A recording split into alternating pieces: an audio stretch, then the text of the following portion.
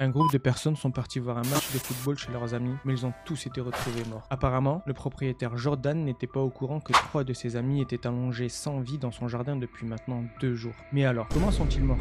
L'homme en question s'appelle Jordan Willis. Il vit à Kansas City. Il a passé sa soirée du dimanche à regarder un match de football américain avec ses amis. À un moment, il a été pris de fatigue et a décidé d'aller se coucher. Le mardi suivant, la police a reçu un appel aux alentours de 22 heures. Il s'agissait de l'une des fiancées des 3 personnes disparues, qui était complètement terrifiée car elle venait de découvrir un cadavre à l'arrière de la maison de Jordan. Lorsque la police est arrivée, ils ont confirmé qu'il y avait effectivement un corps, mais ils n'étaient pas au bout de leur surprise, puisqu'ils ont découvert 2 autres corps dans l'arrière-cour. Les corps correspondaient à ces 3 personnages, Ricky, Clayton et David, les 3 amis de Jordan. Aucun d'entre eux ne s'était rendu au travail le lundi et le mardi. Leur entourage commençait donc vraiment à s'inquiéter. La fiancée d'un d'eux, qui a fait la découverte, a indiqué qu'elle s'est rendue à cette maison et que lorsqu'elle frappa à la porte, personne ne répondait.